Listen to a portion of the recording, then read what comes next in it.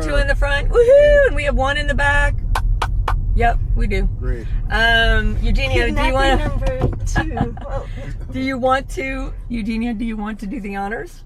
well, I think you can maybe present yourself better. We met at my good friend event, and you were so sweet, and you invited me to Jamaica, and I was like, let's go. Let's go, man. Definitely. You know, but I don't know. I felt you were very open and interesting. Yeah, we met with Doris Lefane, the great artist, and her Yes. husband Ian, the great screenwriter. Yeah, man, such great people. I've known them like 30 years. I know. I was just talking to them on the phone. Doris is like, she's like adopted me. So. Right, but you know she's completely bonkers, right? Oh yeah. No, but all the best people are. Doris It's goes not to the India. same. Doris goes to India and pays a lot of money to be in a silent retreat where you can't talk. Nobody can talk for like Yes. a month. And every night she calls Ian. I know a lot of people that do it. I know, but they all call me They too. call you. That's the craziest thing. I'm like, aren't you supposed to be silent? They're like, I know, but I'm hiding. Yeah, I have my phone. Yeah. I'm like, Wow. what in the You're world? paying a lot of money for that. You could just stay home and be silent. You know? I mean, I agree. So, But yeah, we're talking about Jamaica, and like, I know that you really love, you know, that place. 'Cause you what love is it it. about Jamaica that you love? I mean, it's the most special place in the world. I mean, we created the greatest musician of all time. Bob Marley, we created the greatest runner of all time. You see in Bolt, the greatest I female know. runner, Shelley Ann Fraser Price. I mean, we created Marcus Garvey, the greatest black leader ever. So it's just the greatest record man ever, Chris Blackwell Island Records. So the place is just so special. It creates all these people. I wish I was in that pantheon, but I'm just a little guy, you know. I'm just I used to be an altar boy, but now I'm an altered boy. Really? Good. Yeah, I'm an altered boy. You can start doing stand-up. Stand up. That's definitely a and perfect place how to that name came about was that for a few years I worked together with Jimmy Buffett, the great Yes. Jimmy Buffett, and we toured together. And yeah, I helped him launch his radio station on Sirius XM. And Jimmy, I read somewhere that Jimmy was an altar boy, like I used to be. So I said, Jimmy, my gosh. you used to be an altar boy. We used to both be altar boys, but no, both of us are altered boys.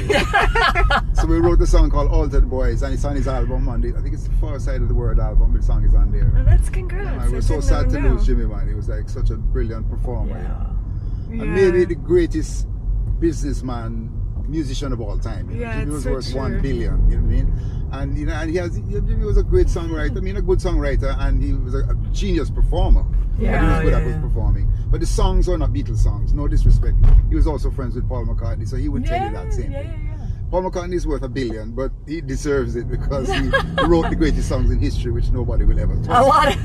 A lot of people would agree with you on that Jimmy one. Buffett wrote Margarita Bell and a few other songs. So the fact that he was worth 1 billion means he was a business genius, Sure. you know, for his marketing and Margarita Bell and everything he did. It's just we thought Bakersfield was Santa Monica, a little place in LA, and when we found out it was so far away and it was all kind of rednecks and all, it was like kind of tough being there.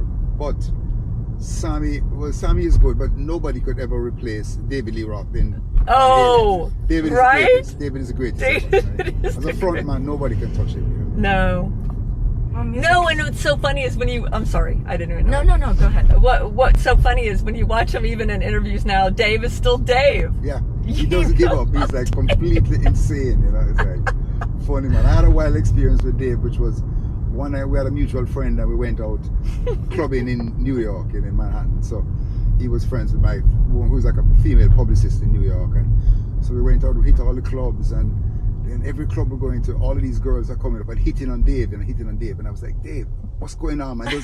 Those girls, the last 5 girls who hit on you are like 10s, you know? And Dave was like, listen, I've had enough fashion models. Any girl who goes out with me now has to have as many stamps in their passport as me, and they have to have at least 3 to speak 3 different languages.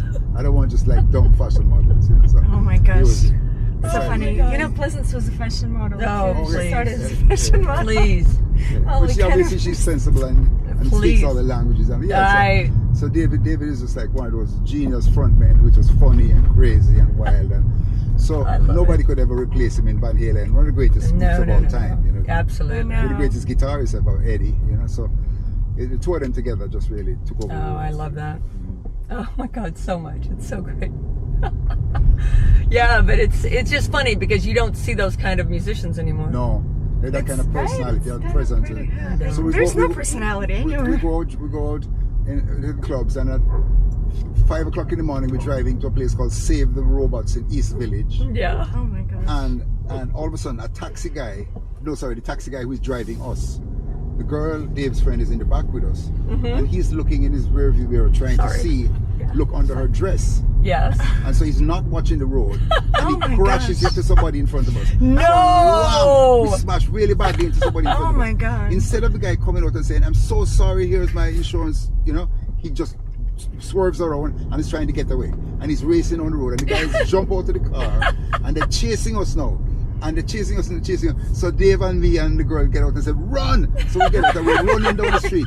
When we look back, the guy's in the other car. The fact that this guy was going to drive off and leave them with the damage, Oh my they just gosh. pulled the taxi driver out of the car, and they were beating the hell out of him. That's very New York. Oh my gosh, we just ran away, It's so funny. I So miss no, the stories. it's like 6 in the I morning. know. It's 6 in the morning, and Dave goes, "What are you doing at 8 a.m.? I go, "I'm going to be asleep, in 2 hours from now." And he goes, "No, you're not. We're coming with me. We're going to kayak around Manhattan." I go, "What the hell? You can't kayak around But he's Manhattan." known for this. Yeah, it's crazy. So I meet him at 8 o'clock in the morning. We get in the kayak and we kayak all the way down to Wall Street and back my around God. and come up. Oh my God, and this then is come so up much fun. on the west side and come up, starting on the east, like 23rd, around to back up, get up until we're like I love 23rd it. on the west. And it's just crazy because he's there and there's just so much alcohol and smoke happening, and you're just like, you're Oh my losing your gosh. brain. And is this real? And then we're in the water, This is crazy right here. we're in the water and boats are passing by and they go, "Get out of the goddamn river," because the Hudson River. And when they see Dave, they go, "Oh, Dave, sure, you're welcome, you can stay." You can go. He's like God. He's the only one allowed to like, That's to get there. hilarious. So So we funny. did it, and then so we come up on the far side of Manhattan now, on the west side, and we do have to pull the kayak on our little wheels all the way back across Manhattan. Oh my God. So it takes like half an hour, because it's a long way. And when we pull it, all the cars are coming up and they say, "Get that goddamn kayak out of the way. What the hell are you doing?" And when they see Dave, they go, "Oh, Dave, yeah, cool, man. You're royalty. You're allowed to drag a kayak across Manhattan and hold up the traffic." Oh my God.